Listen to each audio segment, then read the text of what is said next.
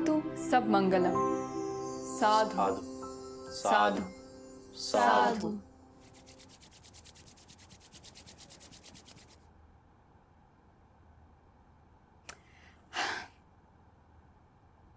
आज हम सबकी जिंदगी में एक और नया दिन बीता है, उसके बारे में कुछ बताइए। मुझे तो आज दिन का पता ही नहीं चला मैंडी। जी टीवी के दर्शकों के इतने सारे खत, इतने सारे ईमेल्स पढ़े और फिर जी प्रोग्रामिंग टीम को ब्रीफ भी दिया। सारा दिन तो इसी में बीत गया और सारा दिन बिजी थी ना, इसलिए दिन तो बहुत अच्छा गया। और पता है देश के सबसे पहले जी टीवी के बारे में दर्शकों के क्या विचार है, ये पढ़ने में भी बहुत मजा आया। ये बात तो मैं भी मानती हूँ दीदी। अब दिल्ली गई थी ना सच फाउंडेशन का वो सेमिनार अटेंड करने के लिए, तब मैंने बहुत सारे ईमेल्स, लेटर्स और व्हाट्सएप्स पढ़े। और आप जानती है जी टीवी को लेकर दर्शकों के मन में बहुत ज्यादा अपनापन है। हाँ मैंडी, ये बात तो है। और अबे तुम बताओ। बहुत प्यारा दिन था भाभी। कल रात राजेश के घर जाने से वो बहुत खुश हुआ। उस समय तो उसने कुछ नहीं कहा, लेकिन आज कॉलेज आकर पूरे क्लास के सामने मुझसे और तमाम दोस्तों से कुछ दिनों से हो रहे अपने गंदे व्यवहार की माफी मांगी। हाँ, पर उसकी प्रॉब्लम क्या थी? अरे मैंडी उसके पापा नहीं है, वो अपने चाचा के साथ रहता है। तो उसके चाचा बोलते हैं कि भाई पढ़ाई लिखाई छोड़ और कुछ काम धाम कर, काम धाम करके कुछ पैसे कमा। तो बस यही टेंशन में था वो। और भाभी ऐसा कुछ घबराने की बात नहीं है, हम सब दोस्तों ने मिलकर उसके प्रॉब्लम का सॉल्यूशन ढूंढ लिया है। हो जाएगा उसका कुछ ना कुछ। पर कैसे? अरे राजेश क्रिकेट बहुत अच्छा खेलता है। ओह, तुमको बताया थे ना, हमारा जो दोस्त है गौतम, जिसके पापा राजस्थान संघ के अध्यक्ष हैं। हाँ हाँ। हमने बोला कि देखो भी अगर घुस रहा है तो घुसवाओ कहीं। क्या बात है? लाए गौतम को, मिलवाए राजेश से, फिर बस करवा दिया उसका काम। ओह, अब वहां पे क्या था, वहां बच्चों के लिए मात साहब की जरूरत थी। व्हाट इज मात्सा? अरे मात साहब वो जो बच्चों को सिखाता है कैसे खेलना है फ्रंट फुट और कैसे खेलना है back foot. Coach coach coach. तो हमने बोला कि भाई अगर तुम्हारा संबंध व्यवहार है तो लगवाओ यार, घुसवाओ इसको, हमारा काफी अच्छा मितान है ये। और हमारा भौकाल तुम जानती हो मैंडी, पहले से इतना ज्यादा है यार। हमारी बात कहीं कटती नहीं है। अरे वाह भाई, वेरी गुड। पता है तुम सब दोस्तों ने मिलके ना बहुत अच्छा काम किया है। इससे क्या होगा, एक होनहार स्टूडेंट ना पढ़ाई से वंचित भी नहीं रहेगा और उसके चाचा की मदद भी हो गई। और मैंडी तुम बता। मेरा भी जस्ट यूजुअली था, ऐसे बताने जैसा कुछ खास नहीं है। ओके। और वीरू तुम? बहुत अच्छा था मम्मी। अब तक जो मैथ्स मुझे जानलेवा लगती थी अब बिल्कुल सरल लगती है। पापा ने मुझे मैथ समझने का, टेबल्स याद करने का एक साइंटिफिक तरीका बताया है। अब तक तो मैं 9 के टेबल से डरता था, अब फटफट सुना सकता हूँ। मतलब भैया ने तुम्हारी कमजोरी को ताकत में बदल दी। यस। जीजू किसके है? सचिवालय में काम करोगे वीरू तुम?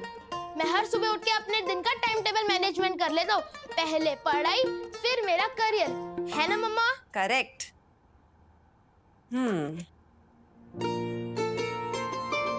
जी टीवी के दर्शकों को साक्षी का प्यार भरा नमस्कार। नमस्ते।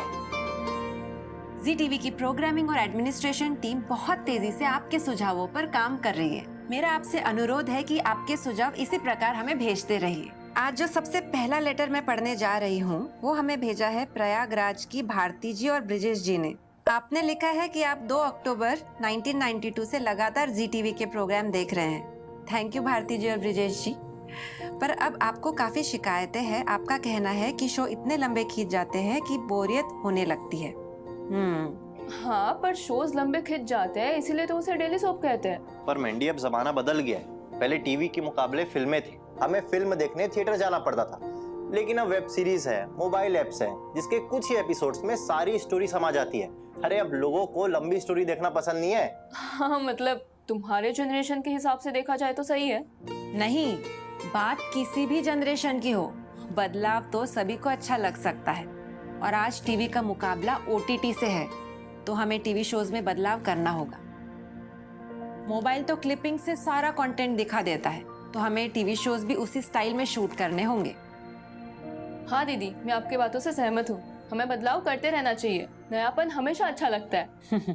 भारती और ब्रिजेश जी, आपके सुझाव ना हमारे लिए बहुत इम्पोर्टेंट है, इसलिए हम आपसे वादा करते हैं कि आपके सुझाव हम जी टीवी की टीम तक जरूर पहुंचाएंगे। और मुझे पूरी उम्मीद है कि जी टीवी की टीम आपके सुझावों पर जल्दी ही काम आरंभ कर देंगे।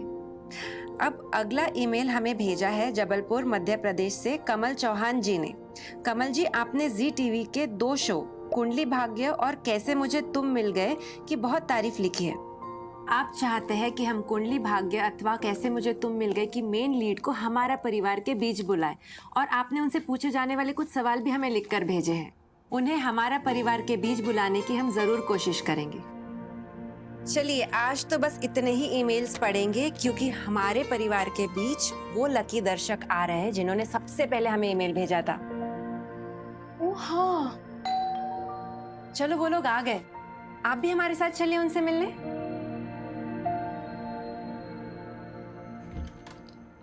अरे नमस्ते। नमस्ते। आज तक आपको टीवी पे देखा था, आज सामने देख रही हूँ, विश्वास नहीं हो रहा। आइए ये ना लीजिए अंदर। हमारी तरफ से आपके लिए तो छोटा सा तोहफा। Thank you so much. आइए अंदर, आपको कोई परेशानी तो नहीं? नहीं जी नहीं। नमस्ते। ये है हमारा प्यारा सा घर।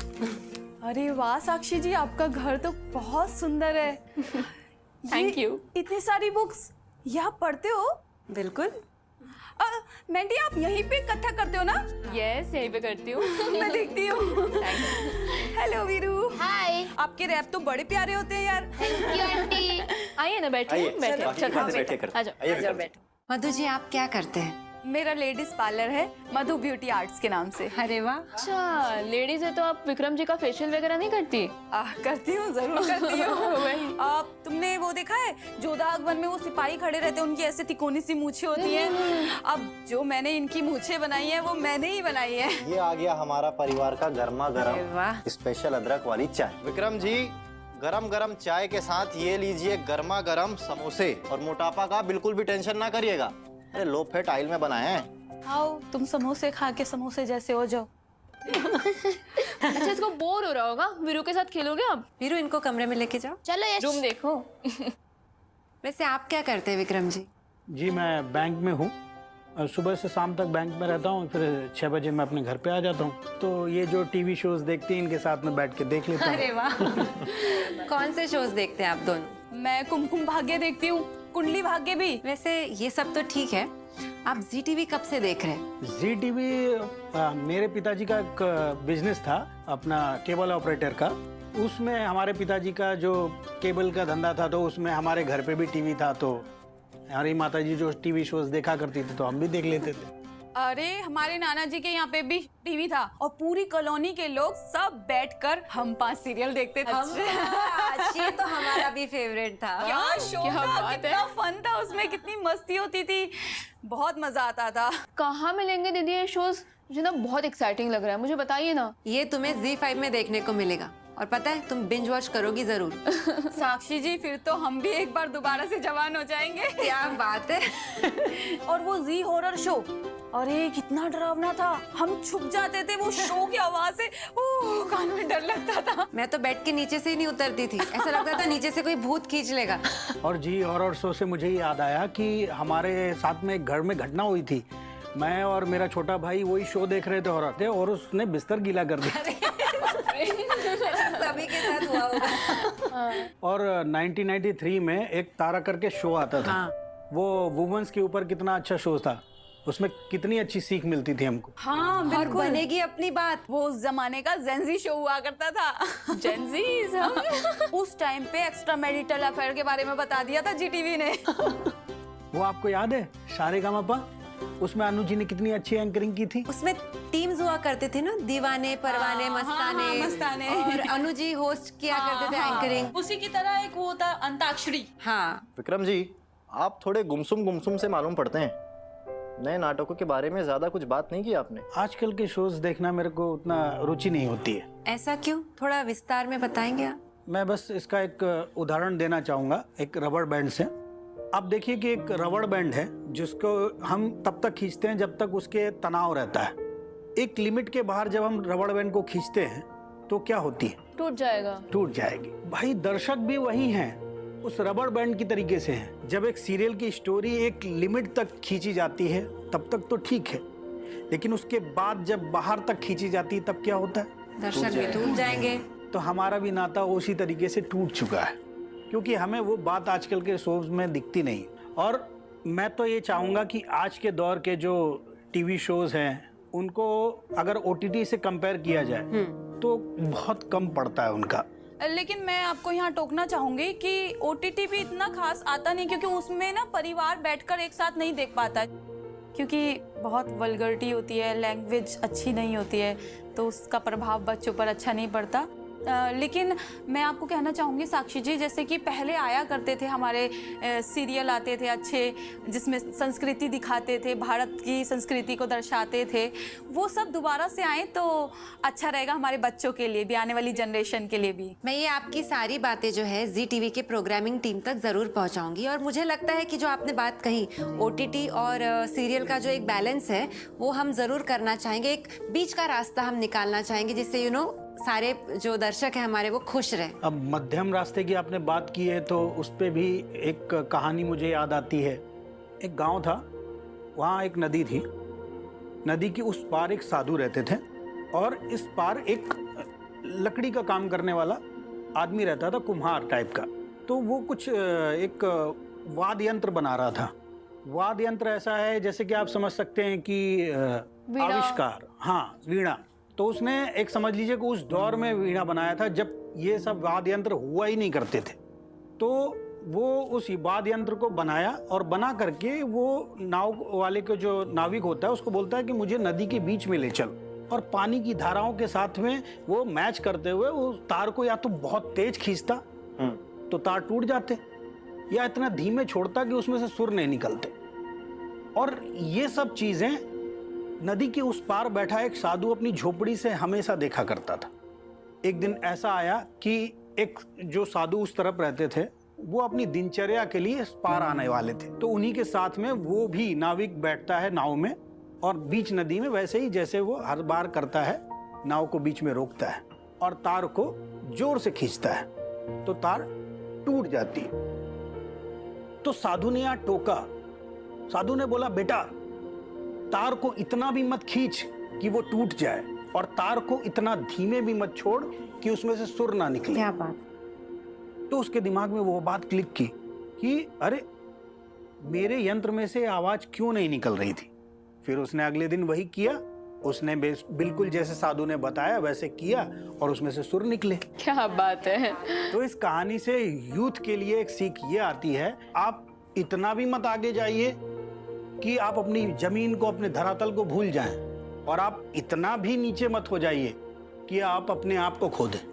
बीच में रह करके अपने सारे जितने भी कार्य हैं उनको करके सिद्ध करते हुए आगे बढ़ते रहना चाहिए जीवन, तभी आपको सफलताएं मिलती। ये कहानी सुनकर मुझे ऐसा लगता है कि जो कहानी के साधु है, हमारा परिवार उन्हीं की तरह एक सूत्रधार है जो आपके सुझाव और शिकायतें जी टीवी तक जरूर पहुंचाएगा। बिल्कुल। और इसका हम कुछ रास्ता जरूर निकालेंगे। इससे पहले हम और हमारा परिवार मधु जी और विक्रम जी के साथ और भी मजेदार यादें बनाए, मैं आप सभी को जी टीवी पर टेलीकास्ट होने वाले सारे शोज की जानकारी दे देती हूँ। तो आज शाम ठीक 7 बजे आएगा जी टीवी का बेहतरीन शो रब से है दुआ। तो चलिए देखते हैं इस शो की कुछ झलकियां।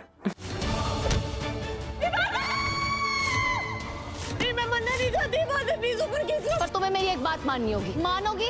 हाँ, मानूंगी। मेरे पीछे दोहराओ, सुभान सिर्फ इबादत का है। नहीं, नहीं, नहीं, तो फिर मरने के लिए तैयार हो जाओ। इबादत क्या कर रही हो तुम? इबादत नहीं। अलविदा मेरी बहन, खुदा तुम्हें जहन्नुम में अच्छी जगह दे। खुदा हाफिज। फिर 7:30 बजे देखिए कैसे मुझे तुम मिल गए। आप तैयार है ना कुछ बड़ा देखने के लिए? तो चलिए देखते हैं इस शो की कुछ झलकियां। ये जो तुमने अपनी आंखें सेकी है ना, अच्छे से जानता हूं मैं। उसे कैसा लगा?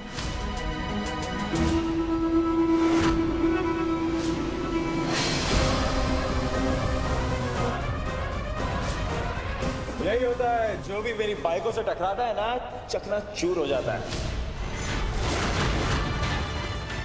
सॉरी, मैं कुछ मदद कर दूं? अरे आई एम सॉरी 8 बजे देखिए हमारा सबसे हिट शो भाग्य लक्ष्मी, जिसकी कहानी हमेशा की तरह बहुत रोचक होने वाली है। चलिए देखते हैं इस शो की कुछ झलकियां। माँ, आशीर्वाद देना कि मैं लक्ष्मी के साथ अपना एक खुशहाल परिवार बना सकूं। राम जी सर, पारो को ट्यूशन ड्रॉप कर दो और गाड़ी एकदम संभल के चलाना। डैड, आप ऐसा क्यों बोल रहे हो? कुछ बुरा आने वाला है क्या मेरे साथ?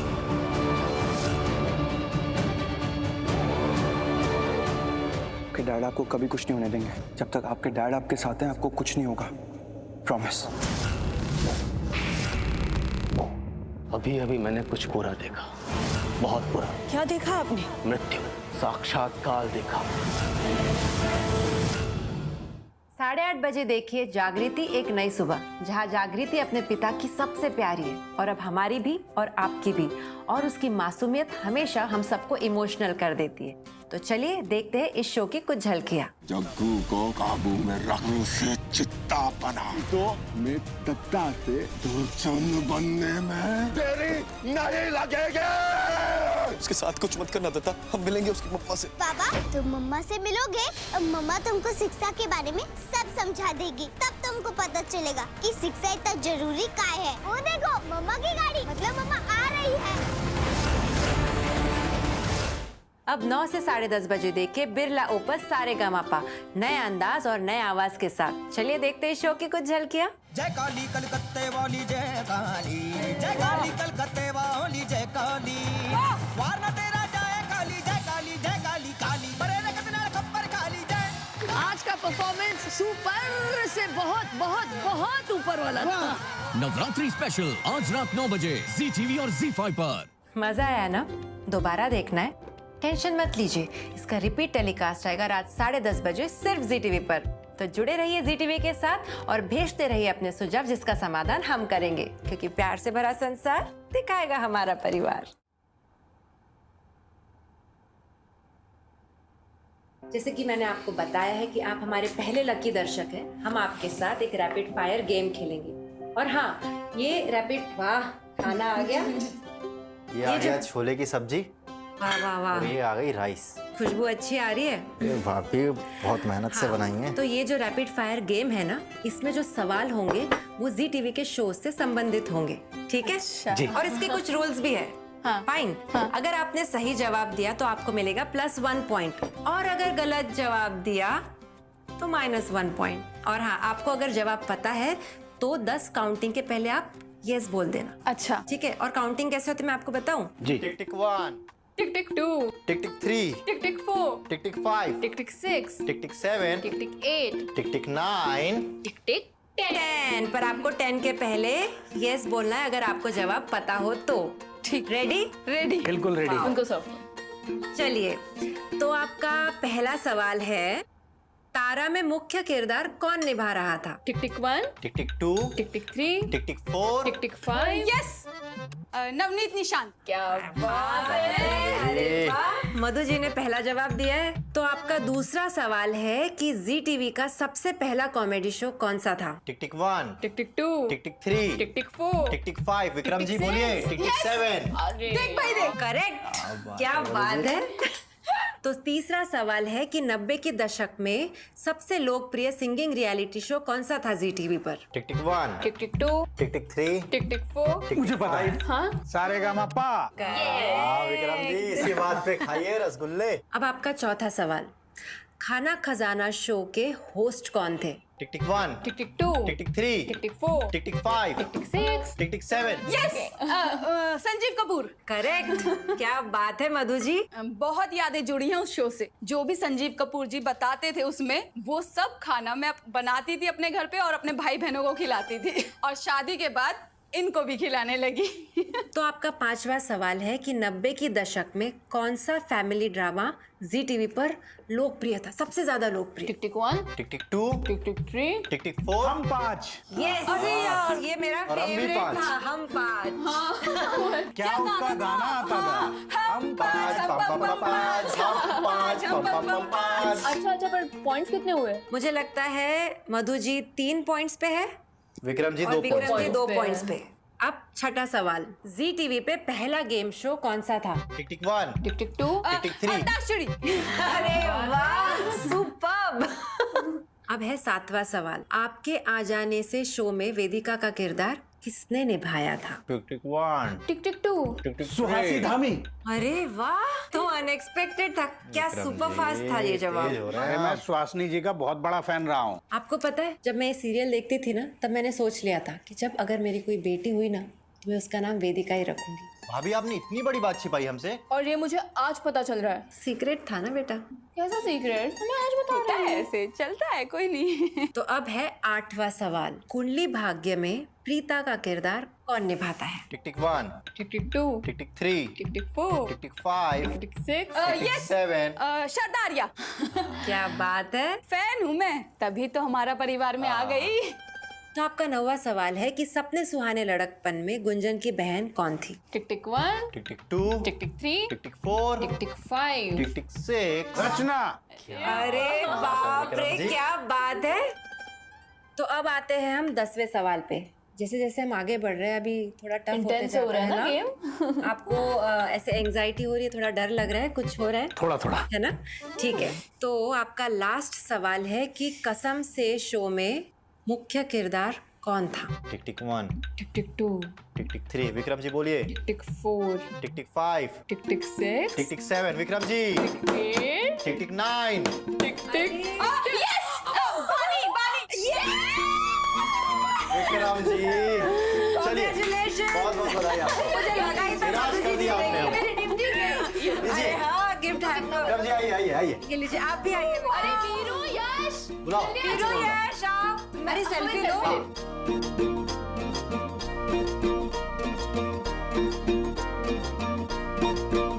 अरे विक्रम जी मुस्कुराइए, रैपिड फायर हारे हैं, जिंदगी से थोड़ी ना हारे हैं। प्यार से भरा संसार दिखाएगा हमारा परिवार जिंदाबाद।